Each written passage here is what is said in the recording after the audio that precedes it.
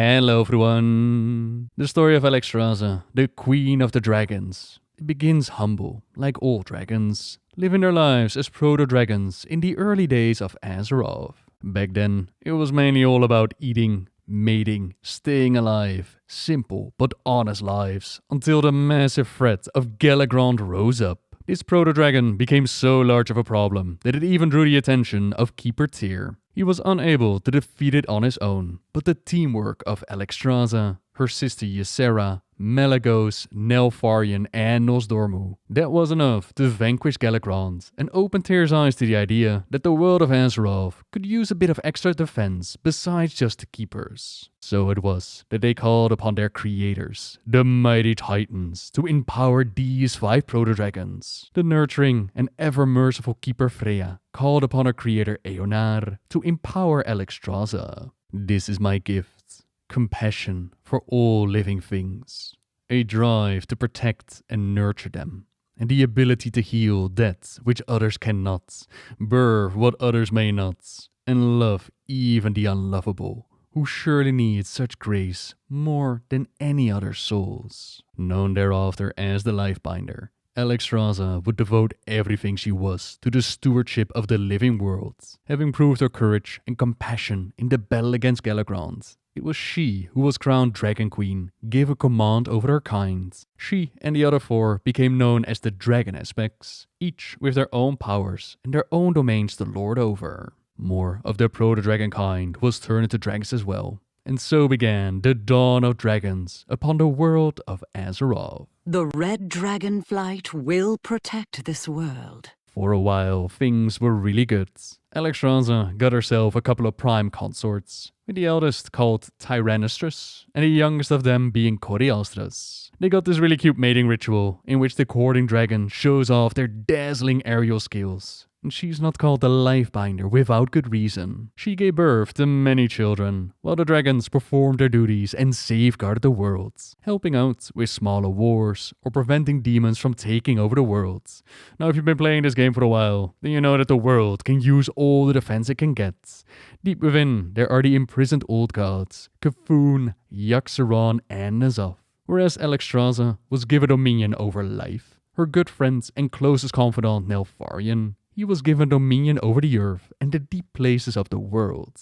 That connection made him especially vulnerable to the whispers of the old gods. Slowly but surely they corrupted him, turned him from a defender into a weapon that they could use. Then the Night Elves were foolish enough to draw the attention of the Burning Legion. Messing with the magical powers provided by their Well of Eternity, they got in touch with the Dark Titan Sargeras. He really wanted to come over and destroy the world. But the gateway that they had, it wasn't strong enough yet to get him through. At least some of his powerful demonic forces. They could come in, start cleansing the world, work on bringing in their master. Now not all the Night Elves were down with what their queen was doing. And so a resistance was formed. The War of the Ancients played out. Such a massive war that even divine beings, like the wild gods and the dragons, they were also dragged in. The threat of the Legion had the Aspects wonder if they were strong enough to even take them on. And that's when Neltharion pushed his plans into action. It is done. All have given that which must Tremble, be given. mortals, before the I now coming of seal the the end. dragon soul forever. That terrible glow. Should that be? For it to be as it must, yes. It is a weapon like no other. It must be like no other.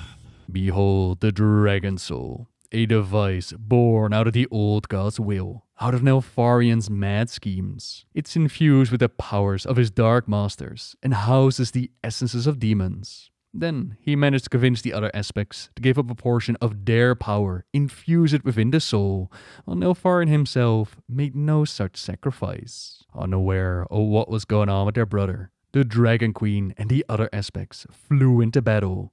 The power of the soul was truly incredible. It swept down across the demon horde, utterly vaporized the Burning Legion where it touched. The demons were forced to retreat. But then the truth was revealed. Neltharion unleashed its might against the Night Elves as well. All should bow down to him, especially those closest to him, his so-called friends. his fellow aspects. The huge black dragon had heard the whispers for so long that they were now a part of him, indistinguishable from his own twisted thoughts. They made him believe that none of them could be trusted. "What have you wrought, Neltharion?" Alexstrasza asked. "What evil have you perpetrated? You call us traitors, but I see only one for whom that title is deserved." "I give you permission to speak, dear Alexstrasza. Well, you should use it to plead for mercy for your crimes. You dare condemn me?" She snorted at such words. "There's no one here among us who has committed more horrendous crimes than you." Alexstrasza hesitated. Then her tone abruptly softened. "Neltharion, this is not you. You always sought to make the world one of peace, of harmony." "And I will. When all obey my dictates, there will be no more chaos, no more war, and no more death. How many must die to create your peace, my old friends?" "I..." The voices grew insistent, demanding that he put an end to her words and to her. The black dragon shook his head, trying to clear his thoughts. "Alexstrasza, I..." "Fight, what madness has overwhelmed you, Neltharion? You are strong. Recall what you once were and destroy that abomination before it's too late for all of us." She had said the exact wrong thing. The Earth Warder's crimson orbs hardened again, and he clutched the disc protectively. "No. So your betrayal worsens. You would take what is mine, what I have created for yourself. I knew it. I knew that none of you could be trusted." But the use of the Dragon Soul did not come without affecting Neltharion, or Deathwing as most of you know him as. His body started to tear apart, yet blood did not flow from the wounds, but rather pure fire coming out. That didn't stop him from getting off one more major attack.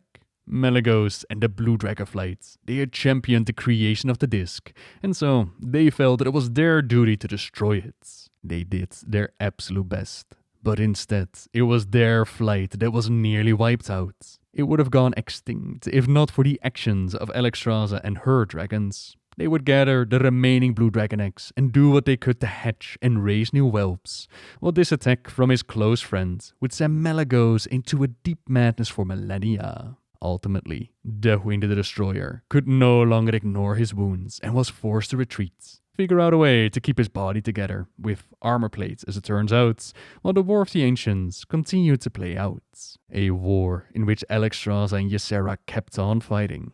The Dragon Soul would eventually be stolen from the mad aspect and used by Illidan Stormrage. In his mind, he could use its power to shut down the portal they had created to bring Sargeras in, but there were still the old gods, who actually wanted Sargeras to enter the world, so that they could use that to escape from their prison. Under their guidance, the portal was not reversed. Instead, it was amplified. Sargeras was that much closer to setting foot on land.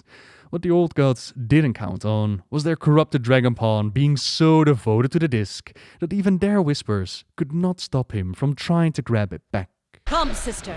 It is time to end this. We will cleanse the dragon soul of the old god's dark influence. It is too powerful. How dare you touch my creation? It is mine! Mine! Neltharion! What have you done? You have doomed us all to the madness of the old gods! It's mine! He is lost to us, sister. He is no The power of the soul is tearing him apart!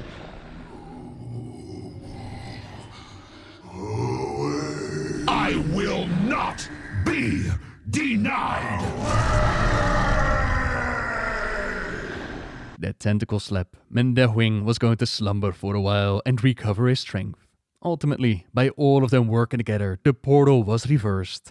Sargeras was prevented from setting foot on the world, and the demons were sent back to where they came from. A victory, but not one without great loss. The damage inflicted upon the world, upon the Dragonflights, it would echo on for the rest of their days. Still, in this very moment, there was cause for celebration. Our Illidan knew that the Burning Legion wouldn't just give up on trying to claim Azeroth, and he thought it was best to have a new Well of Eternity, something the rest of his kind didn't exactly agree with. Not after just fighting this massive war because of the original. Well, the demon hunter was imprisoned, but that still left this magical fount of power, this magical temptation. To contain it, Alexstrasza used an enchanted seed to sprout a mighty tree over the well. The tree's boughs soon towered over the lake, scraping the belly of the heavens. Its roots grew deep into the earth, spreading life-giving energies across the war-torn world. Thereafter, the great tree would act as a seal over the new Well of Eternity, preventing the Legion or anyone else from abusing its powers. Nordrassil, Crown of the Heavens, they called it. The Night Elves vowed to keep it safe and protect the Well of Eternity at any cost. To honor this decision, the Dragon Aspects agreed to bless the Night Elves so that they could perform their guardianship successfully. Alexstrasza infused Nordrassil with renewed strength and vitality, which would also extend to the Night Elves. Ysera bound all Night Elf druids to her domain, the Emerald Dream, which allowed them to journey into the dream whenever they wished. And then Nosdormu assured that as long as the colossal tree stood, the Night Elves would possess immortality. With that, the dragons returned home, forever changed. While Deathwing recovered, they hunted his corrupted flight to near extinction. That didn't stop him from being a threat though, quite the opposite. Soon enough, Alexstrasza and the other aspects, they became his target once more. From pain we draw strength. Fast forward a few millennia, to the time where the Dark Portal opened up for the very first time, and the Horde spread across the world like locusts, aiming to conquer it for the Horde. It was the opening of the Dark Portal that finally woke Deathwing from his long slumber, and the war that followed with the orcs invading the world, it fascinated him. If the Horde could break Azeroth's kingdoms, it would allow him to devote his full attention to fending off his fellow aspects, and eventually bring about the plans of the old gods. Secretly, he decided to aid them here and there, but one of his biggest schemes had to do with the Dragon Soul. This artifact had been hidden away by Malfurion Stormrage at the request of the dragons, which was after the War of the Ancients. The Night Elf Druid was the man for the job, as the aspects had placed a new spell upon it. Before, they could not wield the soul because of Deathwing's handiwork. Now, the spell has made it impossible for Deathwing or any other dragon to even touch the demon soul, much less use it. Hidden away in a place where they thought it would be safe from the man aspect. But hiding away something in the earth for the aspect of earth, it proved to be impossible. Now, again, no dragon could wield the artifact, but the orcs most definitely could. Deathwing sent visions to Zuluhet, chieftain of the Dragamar clan, vivid dreams of his clan taming and riding strange, powerful winged creatures. They'd already tamed the Lyrex back on the home world of Draenor. To once again soar in the sky, it was an idea that could not be resisted. Under Deathwing's subtle guidance, they traveled to the Red Ridge Mountains, where the Dragon Soul were hidden away. The guardian dragon Nordrassil was slain by the orcs, and the wards surround the artifact were dispelled by the greatest warlock, Necroskull Crusher. He sensed the faint fell energies on the soul, and he renamed it the Demon Soul. Far from the Red Ridge Mountains, Alexstrasza could sense the breaking of the wards, and when no response came from the Guardian, she decided to fly out and discover what was going on. Believing that some foolish mortal had somehow stolen the artifact, and that Nordrassil was in the midst of trying to hunt it, they thought it would be an easy task to help him retrieve it, while in truth, they were flying right into Deathwing's trap. Alexstrasza and her followers descended on Necros, expecting little resistance. Such a primitive creature could never unlock the Demon Soul secrets. But oh boy, were the dragons wrong. Necros had learned much through dreams and visions. The Black Dragon aspect had taught the orc of the Demon Soul's true power and instructed him on how to wield it. Necros called on the Demon Soul's fury, and the artifact seared the Lifebinder with excruciating pain, bending its power to enslave her, while the rest of the Dragamar orcs bound her up in chains. The other dragons could do little to help their queen. Every time one of them swooped down towards the orcs, Necros lashed Alexstrasza with the Demon Soul's extraordinary power. His message was clear. You come to try take us on, and your beloved queen suffers. They then took her and 3 of her consorts to Grim Battle and started working on riding these dragons into battle, forcing Alexstrasza to breed with her consorts. At first, the Dragon Queen had refused to cooperate, a problem that Necros solved by seizing one of her unhatched eggs, holding it before the captive queen's face and smashing it with his fist, splattering himself and her with the yoke. Her shrieks had all but deafened them, and her thrashing had knocked several orcs to the ground, breaking the limbs on 2 of them. But their chains had held, and after that she had cooperated, albeit reluctantly. Anything to avoid seeing more of her children destroyed unborn. "I will kill you someday," she had warned Necros, and the orc simply laughed. "Perhaps, but until then you and yours will serve the Hordes." As long as Necros had the demon soul, he was untouchable.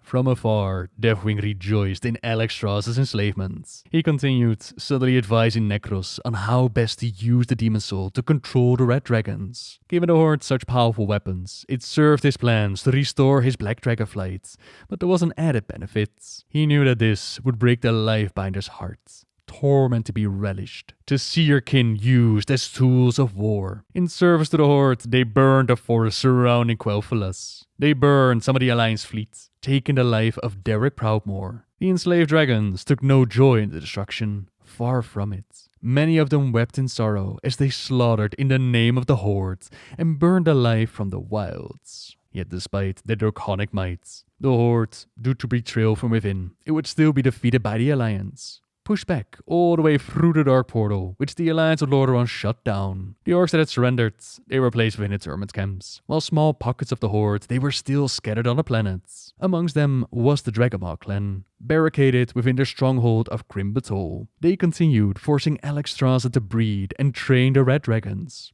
If the Alliance ever discovered their presence, at the very least, the Dragomar would have weapons to fight with. For Deathwing, this defeat at the hands of the Alliance of Lordaeron, it meant a change of plans. While the mad aspect had slumbered, his black dragonflight was hunted to near extinction. But those eggs the orcs were having Alexstrasza produce could be claimed and enslaved to his will. Once more, he sent Dark Dreams the Necro Skullcrusher, who up to this point, he's been holding out a grim battle, not wanting to draw too much attention, and those dreams foretold that the Alliance was preparing to strike. Dreams that were meant to lure Necros and the orcs out of their fortified fortress. Now there was also Cressus, aka Alexstrasza, consort to Alexstrasza, who loved her deeply. When he found out that she was being held captive by the Dragomar, he also discovered that there wasn't a whole lot that he could do about it. The demon soul, it could wipe him out in an instant. And asking the other aspects for aid, it also didn't do much. Malygos was still quite insane. Nosdormu occupied himself with gathering relics of time. And Ysera, she would love to help her sister, but she didn't see him come up with any plans that would lead to their enslavement or deaths as well. But there was another that Alexstrasza could turn to. Ronin of the Kirin Tor. He recruited the wizard and offered him all the aid he could muster to free the red dragonflight. Ronin was on board with the plan. Together with Varisa Windrunner and Falstad Wildhammer, they made their way to Grim Batol on a near-suicide mission. Eventually, the orcs did move out of the mountain. The moment that they stepped foot outside of the safe fortress, Deathwing attacked and slaughtered countless of them. He didn't care about the orcs. All he wanted were the eggs. The war playing out at Grim Batol, it was just the opportunity that Ronin and his allies needed. Not to mention that the other dragon aspects, they had decided to help out as well. They battled their brother in the sky, 3 against 1. Yet still, they were no match for Deathwing, as they were fighting at half power, since part of their essence, it was still locked away within that demon soul. On the ground, Necros and Ronin battled. In the struggle, the orc lost the soul, the artifact that had given dominion over the Dragon Queen. After years of enslavement, Alexstrasza was finally free. Necros, interrupted a thundering, hate-filled voice. You had them slay my children. My children! Ronin felt the orc's sudden shift, as if turning. Necros let out a gasp, and then... No! A shadow overwhelmed both Ronin and his adversary. A hot, almost searing wind washed over the mage. He heard Necros Skullcrusher scream, and suddenly the orc's weight vanished from his back. Scales hanging loose in some areas. Her wings bent awkwardly. The Dragon Queen Alexstrasza still presented a most astounding sight. She towered over all else, her head high in the sky as she roared in defiance. Of Necros, Ronin saw no sign. The great dragon had either swallowed the orc whole or tossed his body far away, making good on that promise she had made him. She too joined the battle in the sky, but again, they didn't stand much of a chance against Deathwing, not while the demon soul was still a thing. I have faced the ravages of time, the curse of nightmares and the mist of sorcery, thanks to the others. What weapons do you bring? Asked Deathwing. Alexstrasza met his sinister gaze with her own determined, unblinking orbs. Life, hope, and what they bring with them. Deathwing took in her words and laughed loud. Then you are as good as dead already. The two giants charged one another, while down below Ronin he found the demon soul on the ground. He even managed to slice it open, returning what was once stolen. After millennia, all the aspects were operating at full power. An attack that Deathwing had expected to do little harm. It actually hurt quite a lot. What was going on here? And at first, Alexstrasza looked surprised herself, but then a knowing and triumphant smile crossed her draconic features. The bare beginnings, what I have these past years dreamed of doing, foul one. She looked larger, stronger. In fact, all four of them looked that way. A sensation coursed through the black dragon. The feeling that something had gone terrible wrong with his perfect plan. What was lost has been returned to us. The demon soul is no more. Impossible. The metallic behemoth roared. Lies, lies. No, corrected the crimson figure. The only lie left to disprove now is that you are invincible. And Deathwing found himself under attack by 4 elemental forces, the likes of which he had never faced. No longer did he fight mere shadows of his rivals, but a quartet, each his equal, and he no match for all of them together. Alexstrasza rose before him, the terrible nemesis. She gazed at Deathwing, still in part with pity, and said, Life is my aspect, Dark One, and I, like all mothers, know both the pain and wonder that entails. For the past several years, I have watched my children be raised as instruments of war, slaughtered if they proved insufficient or too willful. I have lived, knowing that so many died that I could do nothing for. Your words mean nothing to me, Deathwing roared as he futilely struggled to shrug off the other horrific assaults. Nothing! No, they likely do not. Which is why I shall let you experience firsthand all that I have suffered. And she did just that. Against any other attack, even the nightmares of Ysera, Deathwing could summon a defense. But against Alexstrasza's, he had no weapon upon which to draw. She attacked with pain, but her pain. She dealt not with agony as he knew it, but with that of a loving mother who suffered with each child torn from her, with each child turned into something terrible, with each child who perished. You will go through all I have gone through, Dark One. Let us see if you fare any better than I did. But Deathwing had no experience in such suffering. It tore him where the pain of vicious talons or ripping teeth could not, for it tore him in his very being. The most terrible of dragons screamed as none had ever heard a dragon scream before.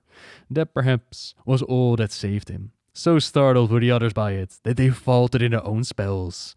Able at last to rip free, Deathwing turned and fled, flying fast and furious. His entire body shook, and he continued to scream even as he swiftly dwindled from sight. They would try to hunt the Dark One, while also gather what remained of their flight, mourn the consorts she had lost, recover their eggs, and rebuild their home. Ronin, Vrisa, and Falstad, they would forevermore be friends of the Red Dragons, and Coriostras finally had his beloved back.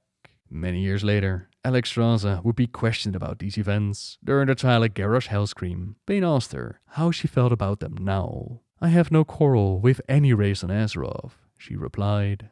I am the Lifebinder. I love all life.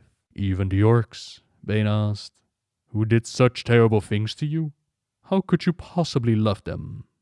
Do you not cry out for their destruction? Few beings are truly evil, said Alexstrasza. And even they are not necessarily beyond redemption. Change is inherent in life. As long as something lives, it can grow. It can seek the light or the darkness. It is only when it chooses the darkness so completely that life itself is endangered that I would say there is no hope. That's the heart of the Lifebinder, choosing death only when absolutely necessary. And such hard choices would soon be upon her. The day of the dragon had passed, but that did not mean at all that they would not continue to leave their mark on the world. But that part of the story we're going to save for next week. So for now, thank you very much for watching, everyone. Subscribe if you like my videos. Leave a like if you enjoyed this one. And until next time, see ya!